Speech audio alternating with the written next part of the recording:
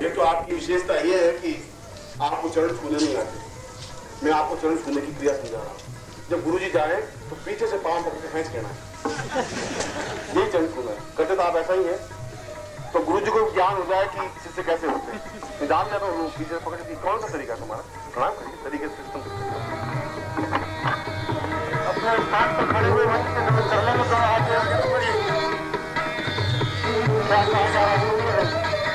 अपने स्थान से खड़े होकर वंश के नमन करें।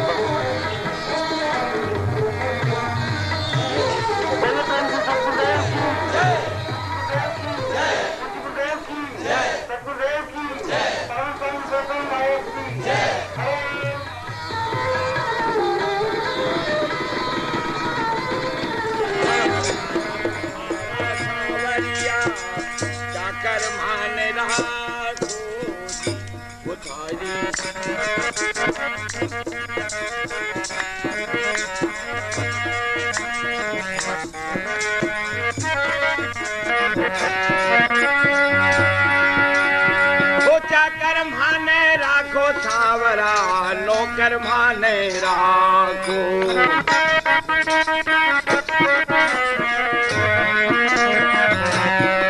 सारी चाकरी में चौक को राखो रे मारा सावरिया।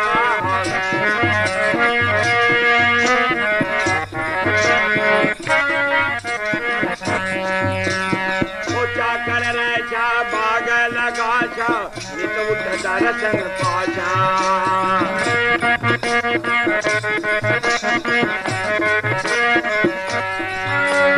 हे वृंदावन की कुंज गलीन में वो थारी लीला गाजा में तो थारी मारा सावरिया।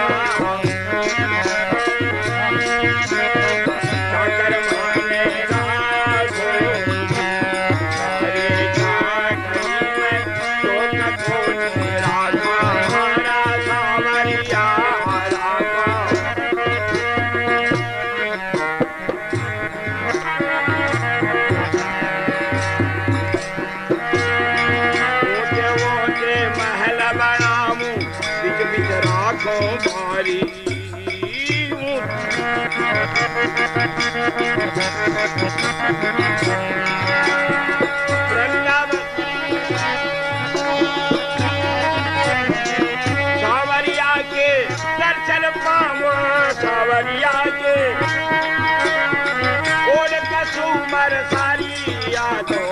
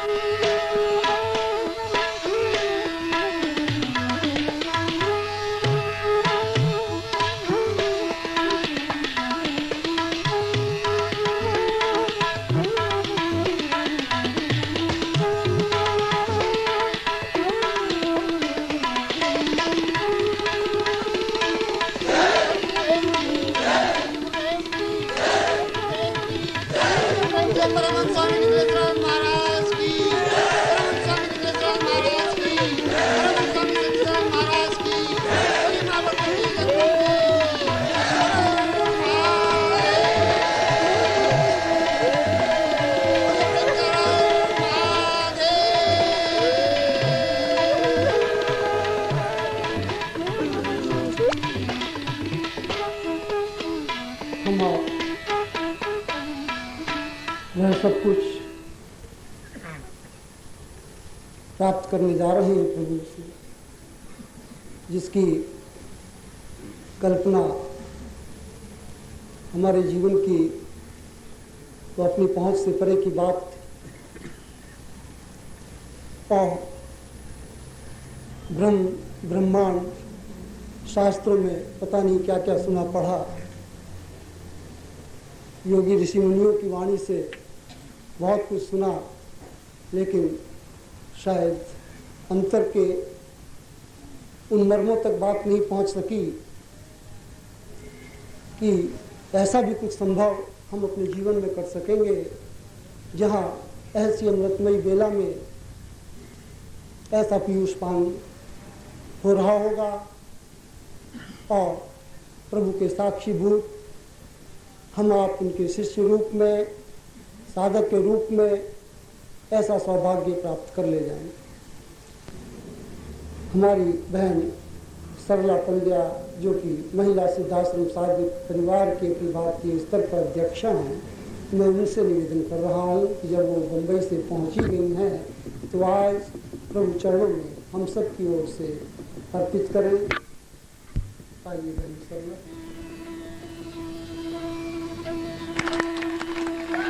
बोलिए परम पूज्य गुरुदेव की। और इसके साथ ही वह मंत्र तंत्र पत्रिका प्रकाशन जो आपके घर द्वार तक पहुंच रहा है, अब केवल पत्रिका के रूप में ही वह आपके द्वार तक नहीं पहुंचेगा, अब प्रभु का वह विराट स्वरूप सूक्ष्म रूप में आपके द्वार तक भी पहुंचेगा। यह ज्ञान का गुरु रूप पूज्य गुरुदेव का भी आपके द्वार तक पहुंचेगा, जिसकी जानकारी आप सबको अक्टूबर के अंक से मिलेगी। और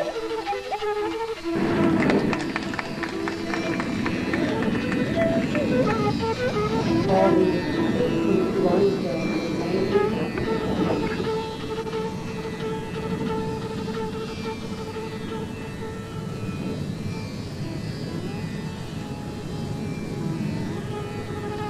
ब्रह्मांड रूपम ज्ञानं वदामि धरित्री धरामि सहितं सदानि पूर्वो सतां चिन्त्य विचिन्त्य रूपं ब्रह्म स्वरूपं गुरुवैश्वरम्।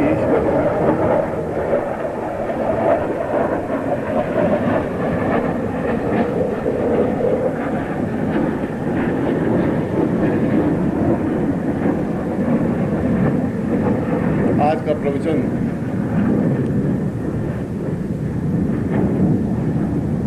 प्रवचन नहीं है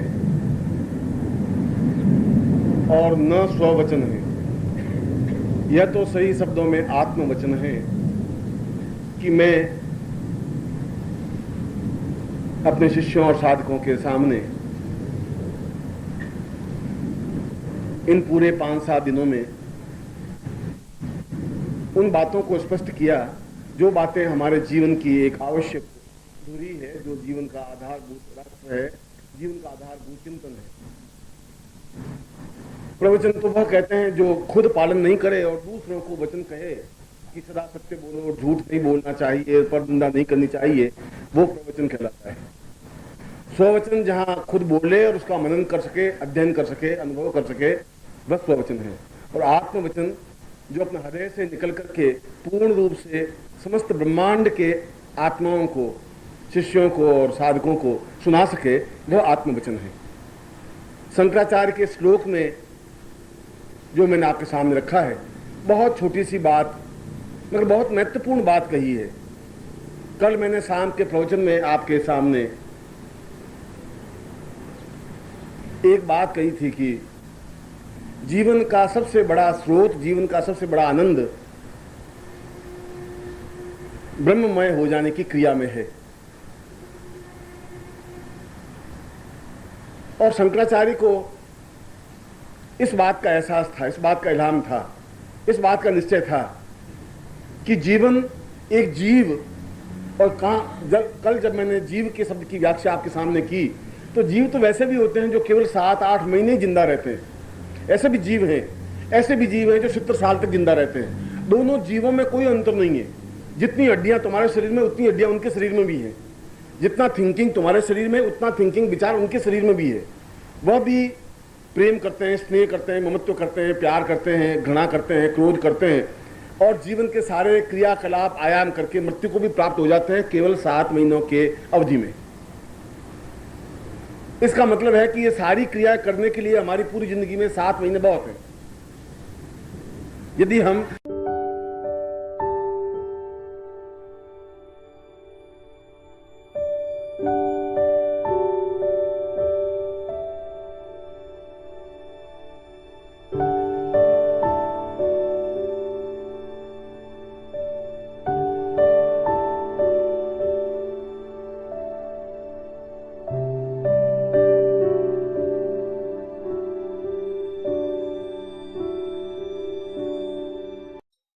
ओम परम तत्वाय नारायणाय गुरुभ्यो नमः।